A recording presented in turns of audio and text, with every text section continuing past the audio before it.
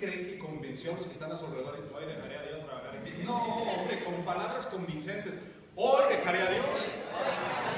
Hoy dejaré a Dios trabajar en mí. Muy bien, hoy vamos a hacer un experimento. ¿Cómo se llama el tema esta mañana? Interferencias. Y vamos a hacer un pequeño experimento en el cual yo le voy a pedir que tenga paciencia conmigo porque es la primera vez que lo hago. Y pues ya ve que a veces cuando uno hace las cosas por primera vez no salen bien. Y en la mente se las imagina uno que van a salir bien, pero no salen bien y pues así son las cosas. Se parece mucho al matrimonio, pero bueno, eso es otra historia. Le voy a pedir a Obed que busque en su Biblia Mateo. Vente acá de este lado, hermanos. Mateo, capítulo 19, versículo 16 en adelante, que es donde vamos a estar basando nuestro estudio en esta mañana. Mateo, capítulo 19, versículo 16 al 22, que es la historia del hombre rico. Usted está muy familiarizado con esta historia, le va a encantar. Entonces yo le voy a pedir, Obed, que la lea en la misma voz, que no se distraiga por nada, y usted escuche la lectura que va a estar Obed elaborando. ¿Está bien? Concéntrese en eso. Si usted escucha algún otro ruido, no se distraiga, concéntrese en la lectura. Si escuchas otro ruido, iglesia del Señor, no te distraigas. Tú te vas a concentrar en la lectura. Perfecto. Adelante. El joven rico. Entonces vino uno y le dijo: Maestro bueno, ¿qué bien haré para tener la vida eterna? Él le dijo: ¿por qué me llamas bueno? Ninguno hay bueno sino uno, Dios. Mas si quieres entrar en la vida, guarda los mandamientos. Le dijo: ¿cuáles? Y Jesús le dijo: no matarás, no adulterarás, no hurtarás, no dirás falso testimonio, honra a tu padre y a tu madre. Amarás a tu prójimo como a ti mismo. El joven le dijo: todo esto es razón desde mi juventud. ¿Qué más me falta? Jesús le dijo: si quieres ser perfecto, anda y vende lo que tienes y dalo a los pobres. ¿Sí sigue escuchando usted la lectura? Tendrás tesoro en el cielo, ve y sígueme. Oyendo el joven esta palabra se fue triste porque tenía muchas posesiones. Entonces Jesús dijo a sus discípulos: de cierto os digo que difícilmente entrará un rico en el reino de los cielos. Otra vez os digo que es más fácil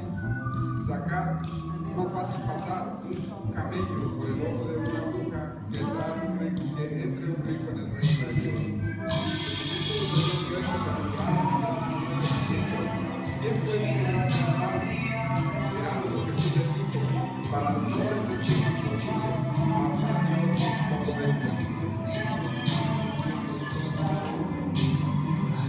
Entonces respondiendo Pedro le dijo: he aquí nosotros lo hemos dejado todo y te hemos seguido. ¿Qué pues tendremos?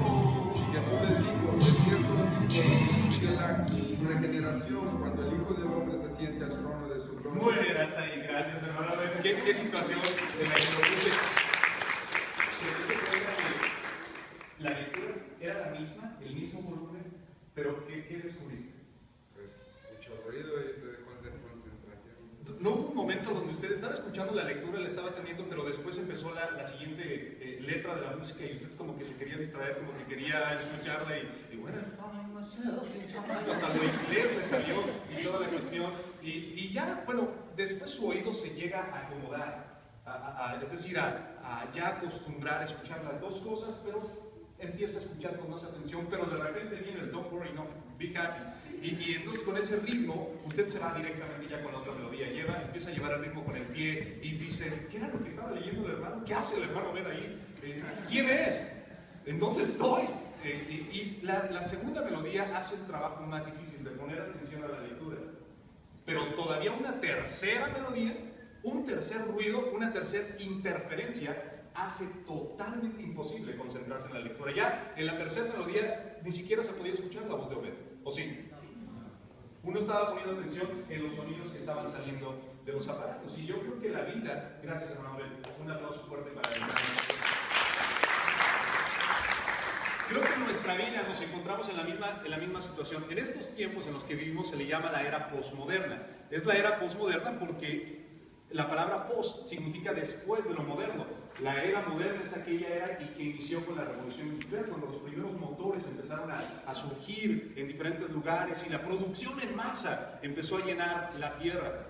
Hoy en día nos encontramos en una era donde hay todo tipo de filosofía, donde usted se quiere concentrar en el mensaje de la palabra de Dios, pero hay distractores por todas partes. ¿Me sigue o no?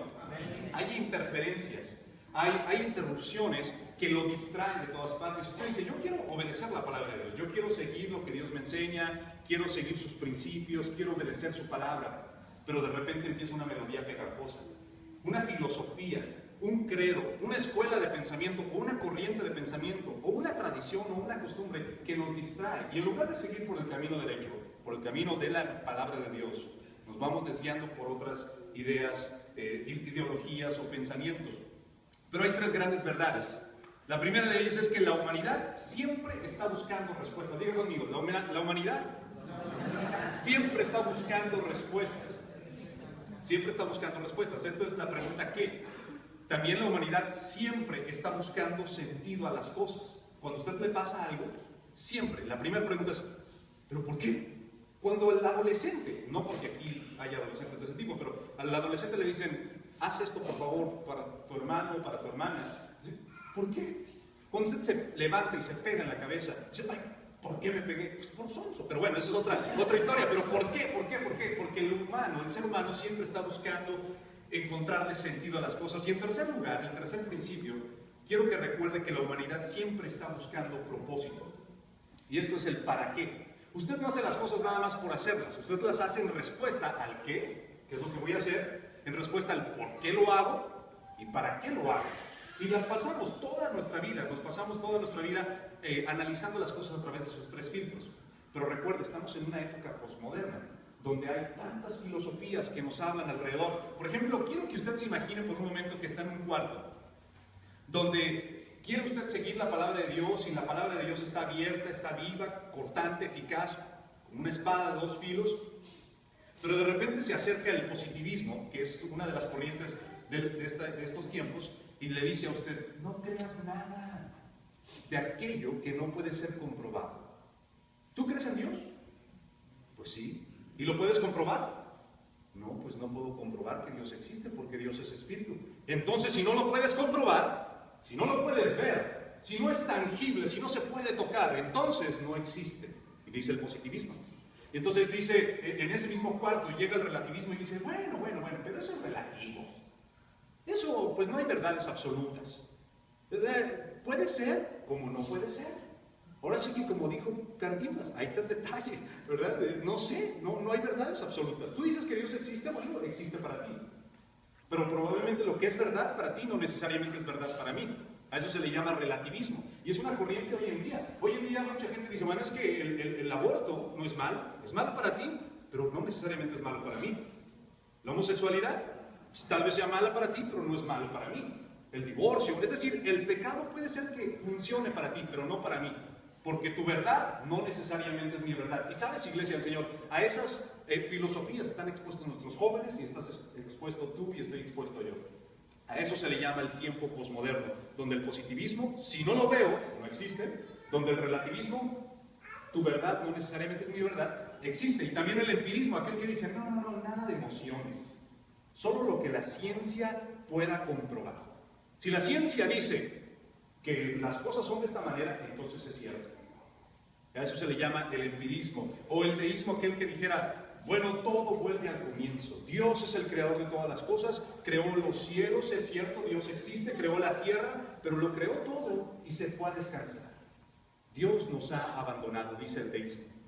Y hay gente hoy en día, aún cristianos, que piensan de esa manera. Piensan que sí, hay un Dios que existió, que existe y que creó las cosas, pero que lo abandonó a su suerte.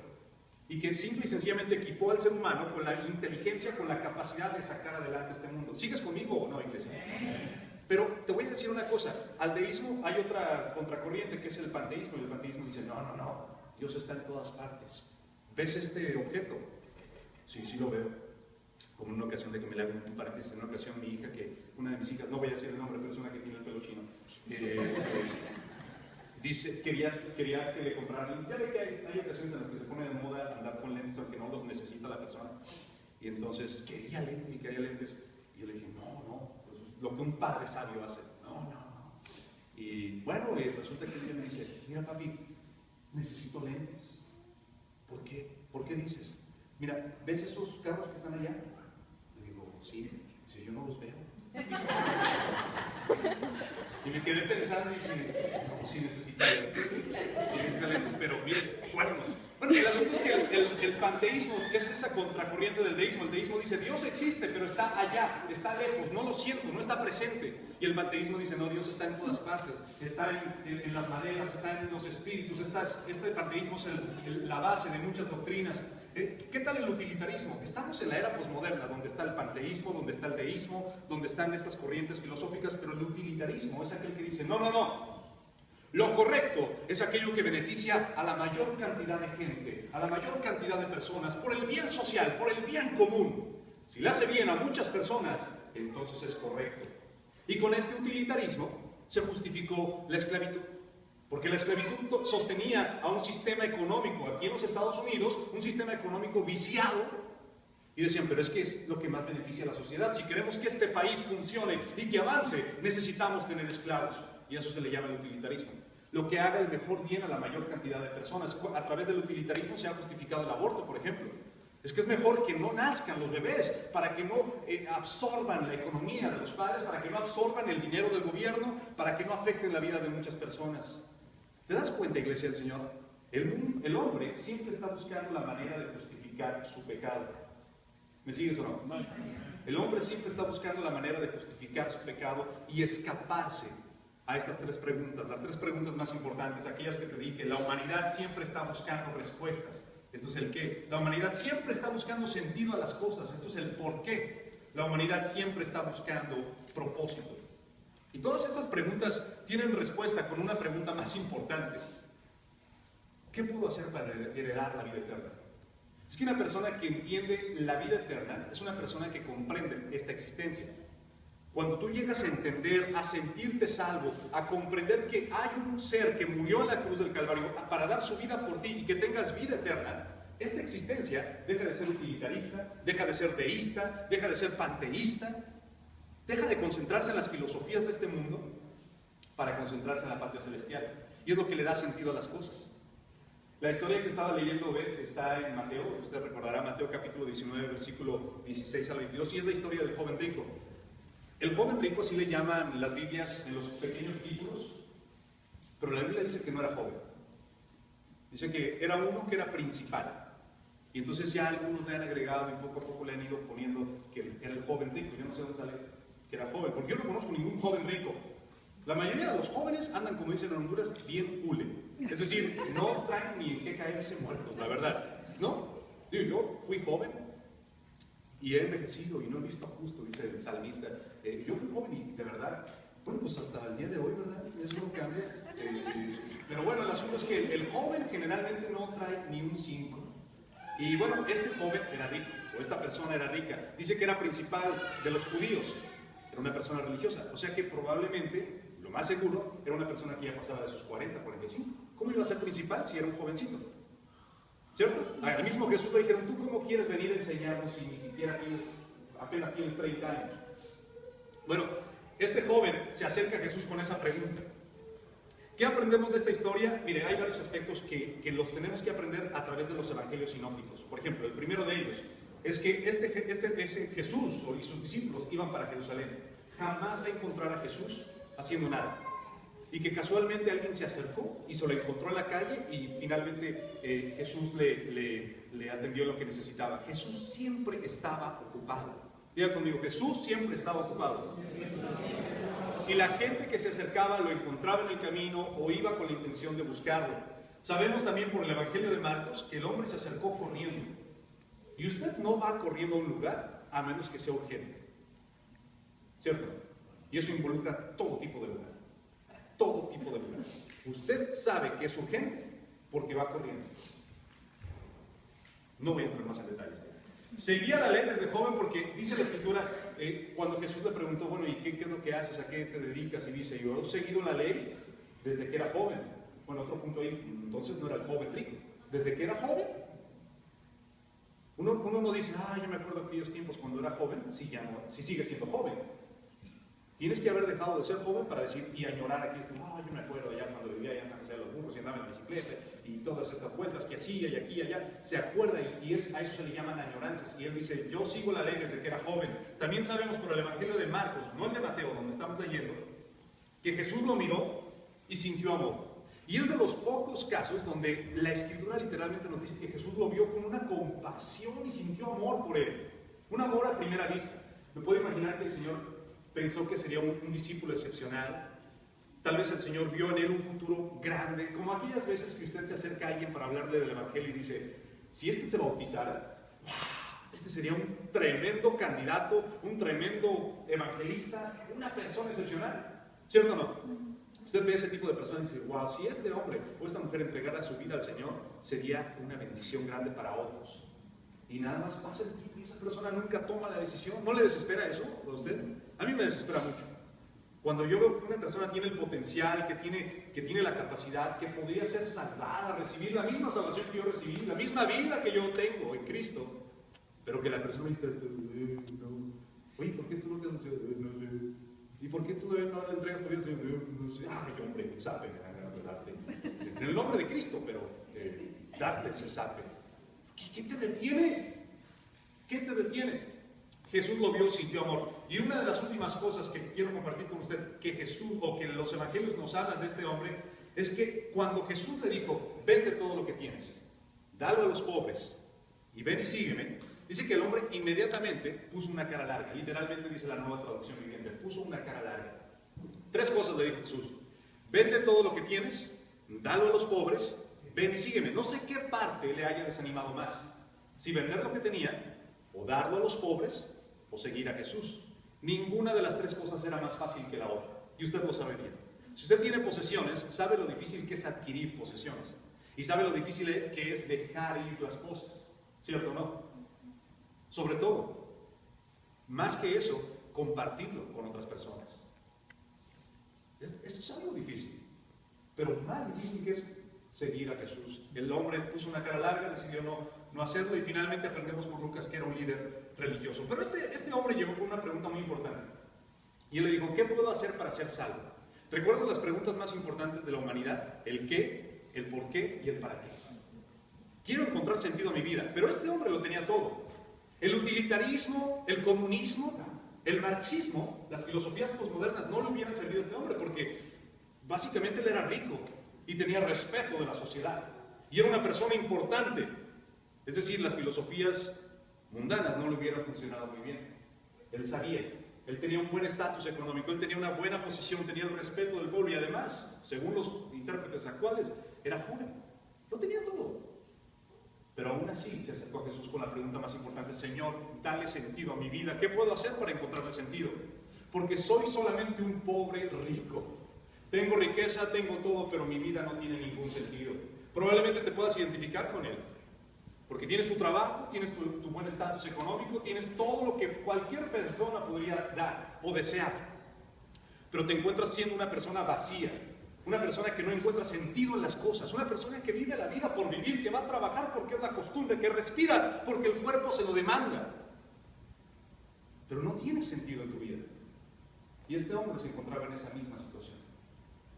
Se acerca a Jesús: Señor, ¿qué puedo hacer para encontrarle sentido? Probablemente el deísmo no le hubiera funcionado, probablemente el relativismo no le hubiera funcionado a este hombre, porque el relativismo dice, nada es verdad. No hay verdades absolutas. Pero este hombre en lo profundo de su corazón sabía que había una verdad, que él no era feliz. Esa era su verdad. Una verdad que la veía todos los días, probablemente en el espejo, si hubieran existido en aquel tiempo. Una verdad que estaba confrontándose consigo mismo. No estoy lleno, estoy vacío. Tengo todo, pero a la vez no tengo nada. Se acerca a Jesús, Jesús le dice directamente lo que tiene que hacer y finalmente se va. ¿Qué debemos hacer? 3 cosas, iglesia. Con esto voy a concluir. ¿Qué debemos de hacer? Las preguntas más importantes son aquellas que buscan el qué, el por qué y el para qué. No permitas que haya interferencias. No permitas que la filosofía de este mundo interfiera en tu camino, en tu búsqueda hacia el camino perfecto, hacia el camino, hacia la vida eterna. Pero para poder mantenernos en ese camino sin distracciones, sin estas distracciones que tú escuchaste, Para mantenerte derecho, debes, en primer lugar, apúntalo por favor ahí, debes de saber qué es lo que quieres. ¿Nunca le ha pasado que usted a lo mejor vive en una casa donde son 2 plantas y está en la parte de abajo y está ya ahí trabajando y haciendo sus cosas y luego va hasta la parte de arriba, 20 escalones, sube rápido y dice, ay, ya bajé 3 libras nada más de esos 20 escalones que subí y sube y luego dice, ay, ¿a qué venía? ¿Qué era lo que estaba buscando? Ay, señor, mi nombre. Y luego ya baja la escalera y dice, ay, ya me acordé lo que era y sube otra vez y ya cuando llega arriba dice, ay, ¿qué era? No, usted ya tiene un problema, sinceramente vaya a ver al doctor. Vaya a ver al doctor porque ya sinceramente o son vitaminas o es el hermano Héctor, es la bola de años que ya ha vivido. Pero es imposible encontrar algo que no sabe qué es. Cuando usted está buscando algo, necesita estar seguro qué es lo que está buscando. Por eso cuando a alguien se le pierden unas llaves, dice, bueno, se me perdieron unas llaves, tienen un logotipo, tienen un llavero tal, tienen un color tal, porque para poder encontrar algo necesita saber lo que está buscando. Para saber encontrar, o para encontrar lo que está buscando, necesita saber qué es lo que quiere. Diga conmigo, necesito saber qué es lo que quiero. Dígalo. Si quiere llegar a cierta dirección, si quiere llegar hasta cierto lugar, primero necesita saber hacia dónde quiere ir. El hombre sabía lo que quería. El joven, le vamos a decir así, el joven rico sabía lo que quería. Él sabía que necesitaba urgentemente sentido en su vida. Llenura. Una llenura que no encontró en las riquezas, que no encontró en el reconocimiento, que no encontró en la religión, porque era un principal de los religiosos. La religión no le dio la llenura que necesitaba. La religión no te va a llenar, Iglesia de Cristo. Ni las filosofías, ni las corrientes. Y él se acercó a Jesús con esto que sabía. Uno debe saber lo que va a buscar antes de comenzar la búsqueda. El hombre rico buscaba la vida eterna porque sabía que no la tenía. ¿Sabes tú que no tienes la vida eterna? ¿Ya sabes tú cómo está tu posición delante de Dios? ¿Sabes dónde vas a pasar la eternidad? ¿Estás tan seguro qué es lo que va a pasar contigo después de que seas llamado a la presencia de Dios? ¿O simple y sencillamente estás encargado de administrar tus riquezas y administrar tu vida, tu simple existencia? El hombre sabía lo que estaba buscando. De hecho, la vida eterna, debes de recordar esto, la vida eterna no es una prolongación de esta vida. Porque, sinceramente, ¿de qué sirve que mi vida sea eterna si va a ser igual que la que tengo hoy en día? Hay una famosa leyenda de la mitología griega de una diosa que se llamaba Aurora. Usted sabe, la aurora que sale por la mañana, ese brillo hermoso, especial, que algunos no saben ni de lo que estoy hablando porque se levantan a las 10, 11, 12 de la noche, digo del mediodía, pero en las mañanas amanece. No crean que el sol sale nada más así, no, sale poco a poquito. Aquellos que se levantan tarde, ¿qué está hablando? Pero bueno, se levanta y eso se le llama la aurora. Él se levanta por las mañanas, es esplendorosa, maravillosa, es una de las muestras de que Dios existe definitivamente. Bueno, la mitología griega dice que Aurora, la diosa, se enamoró de un joven troyano que se llamaba Tito. Se enamoró apasionadamente, así que fue con Zeus y le dijo, Zeus, yo me enamoré de Tito y quiero que pues él sea mi esposo, así que quiero que me des un solo regalo, quiero que lo hagas que viva eternamente. Y Zeus le dijo, listo, listo. Pues fíjese que Tito vivió eternamente. El problema es que a Aurora se le olvidó pedir algo más, o ser un poco más específica. A Aurora se le olvidó decir que no envejeciera. Entonces sí, Tito iba a vivir por la eternidad, pero también iba a envejecer con la eternidad. ¿De qué le servía la vida? No le servía de absolutamente nada. El punto de la eternidad no es nada más vivir por vivir, es vivir con propósito. Y ese propósito no inicia hasta allá, hasta la eternidad. Cuando llegue con Cristo le voy a encontrar sentido a la vida, a la existencia, a la eternidad. No te equivoques. El propósito comienza desde esta vida, desde esta existencia. Así es la vida eterna. Debes saber lo que necesitas, debes de saber qué es lo que quieres y envejecer con un propósito. Y esto ocurre solamente en Cristo. En segundo lugar, debes de tener una necesidad profunda. Debes de saber que tienes una necesidad profunda. El joven llegó corriendo. Rico, principal, reconocido, importante, probablemente bien parecido, probablemente no. Se acerca con Jesús, llega corriendo, sabe lo que necesita y está convencido de que tiene esa necesidad. Mira, hay personas que saben que no tienen vida eterna. pero no sienten que la necesitan. Saben que no están vivos para Dios y no les importa. Saben que no experimentan esa chispa divina, la presencia de Dios en sus vidas, lo saben. Les tiene sin cuidado, les resbala, no les importa. Saben que no tienen seguridad de la vida venidera, pero realmente no están interesados. No están lo suficientemente desesperados como para querer lo que no tienen. Y este es el dilema de la clase media. La clase media llega a un punto en el que no son tan ricos, pero que no son tan pobres, y están en el status quo. Es como el problema de aquellos matrimonios que tienen problemas, pero no tienen tantos problemas como para querer divorciarse, pero tampoco tantos problemas como para querer mejorar las cosas. Están en el punto mediocre. Es como aquellos cristianos que yo les llamo cristianos ombligo. Ojalá que nadie se vaya a ofender aquí, porque aquí no hay ninguno, pero cristianos ombligo, esos cristianos ombligos son aquellas personas. Miren, le voy a explicar la función del ombligo. Ninguna. De verdad, piensen por un momento, ¿cuál es la función del ombligo aparte de acumular telita de las camisas? Ninguna, pero no estorba. A nadie le estorba el ombligo que dice, ay, no puedo hacer las cosas porque me estorba el ombligo. No, no estorba, pero tampoco ayuda. ¿Estamos o no? Pero ahí está. Y créanme lo que muchos esposos son esposos ombligo. No estorban, pero tampoco ayudan.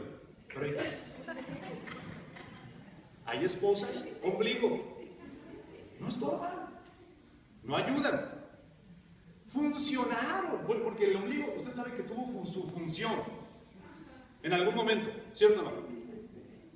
El ombligo estaba conectado, usted sabe, con la mamá, por ahí salía, comía pupusas, le llegaban las pupusas también a usted, al bebé, y tuvo su función el ombligo, pero una vez que cumplió su propósito se acabó, no más. Y así hay matrimonios que funcionaron en su tiempo, se acabaron nomás. Ahí están, no estorban, no afectan, pero ahí están. Y ese es el dilema de muchas parejas, el dilema de muchas iglesias, el dilema de muchos cristianos y también el dilema de aquellos que están buscando la vida eterna, pero no están tan necesitados como para poder tomar la decisión. No están tan lastimados como para decidir cambiar su vida espiritual. No están tan dañados como para querer hacer cambios. Usted sabe el experimento que hacen, bueno, no es el experimento, pero cómo cocinan a la langosta. La langosta, si usted ha trabajado en cocina, sabe que la langosta la ponen viva en la olla. ¿Le sigue o no? Sí. La langosta la ponen en la olla y la empiezan a calentar. Jamás a la langosta la van a poner en el agua que ya está caliente. Porque la langosta, igual como uno le hace para probar el agua, toca el agua y está muy fría. O está muy caliente. Yo no creo que usted se meta a bañar, abra la regadera o la puerta o como sea y se mete así nada más. Primero lo que hace es, está muy fría, mejor me baño la próxima semana. Ya aguanté una, aguanto otras dos. Y bueno, uno primero prueba el agua, ¿cierto o no? Y en el caso de la langosta es la misma situación. Para que la langosta se quede, necesita ponerla cuando el agua está en una temperatura agradable y poco a poco va subiendo la temperatura. La langosta no piensa que está acercándose a su muerte. La langosta está tan cómoda que muere pensando que está todo como en un spa. Muere contenta. Si usted se había sentido antes mal por las langostas que mueren, no se sienta mal, mueren contentas. Pero el asunto es porque no están lo suficientemente desesperadas. El agua no está lo suficientemente caliente para que ellas hagan algo al respecto. Pero tampoco está lo suficientemente fría. Y ese es el problema. El problema de este joven es que entendía que tenía una necesidad profunda. ¿Entiendes tú que tienes una necesidad profunda del Señor en tu vida? Esas dificultades que tienes, esos problemas que enfrentas, se podrían solucionar si entendieras una cosa más importante, más relevante que las filosofías. Y es que necesitas del Señor. Necesitas de Cristo en tu vida. Necesitas entender que tienes una necesidad profunda que ni la riqueza, ni los bienes materiales, ni tu familia, ni el esposo que tanto anhelas o la esposa que tanto anhelas, te lo van a traer, sino solamente el Señor. Necesitas recordarlo. Necesitas saber que tienes una necesidad profunda. No están lo suficientemente desesperados para estar interesados. Y finalmente, debes de buscar diligentemente. Di conmigo, buscar diligentemente. Y esto tiene que ver con el joven sabía dónde dirigirse. ¿Por qué no fue con los jefes de la sinagoga? ¿Por qué no fue con el Sanedrín? ¿Por qué no fue a lo mejor con el sumo sacerdote? Gente que le podía haber dado respuestas a su necesidad. Pero no se acercó a ellos, sabía dónde buscar. ¿Por qué has querido buscar tú, iglesia, en otros lados? Lo que puedes encontrar solamente en Cristo Jesús. ¿Por qué has querido buscar que otra persona te entregue la felicidad cuando solamente Cristo te puede otorgar la verdadera, auténtica y duradera felicidad? ¿Por qué has querido buscar en otros lados vicios, drogas, abusos? Lo que solamente, y tú lo sabes bien, puedes encontrar en Cristo Jesús. ¿Por qué? Él sabía dónde buscar y fue directamente a la fuente. Debes buscar diligentemente, debes ir a la fuente correcta. Y no solo eso, ve corriendo, porque el joven fue corriendo. Si tú piensas que lo vas a hacer después, estás muy equivocado. Finalizo diciéndote esto: estás muy equivocado, porque ¿quién tiene garantizada la vida? Absolutamente nadie. El hombre vino corriendo porque sabía la importancia y la necesidad. Y debes de hacer las preguntas correctas. ¿Qué debo de hacer para ser salvo? El hombre se paró frente a Jesús. Si aquel hombre hubiera tenido un Nuevo Testamento, los cuales no existían en ese tiempo, hubiera ojeado un poco el Nuevo Testamento y hubiera llegado hasta aquel libro, que en alguna ocasión me atreví a decir que fue escrito por una mujer, y olvídese. Pero bueno, el libro de los Hebreos dice, el capítulo 4, versículo 12, porque ningún otro nombre dado debajo de los cielos, dado a los hombres, porque ningún otro nombre dado a los hombres debajo del cielo o de la tierra, puede el hombre ser salvo. Solamente en el nombre de Cristo. Amén. Y este hombre lo sabía.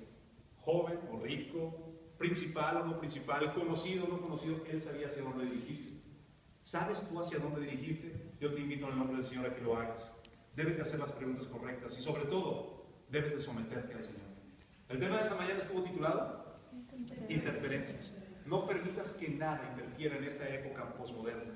Las ideas que escuchas, los mensajes, las corrientes filosóficas, las escuelas de pensamiento que están tratando de bombardearte a través de programas de televisión, a través de revistas, a través de medios de comunicación.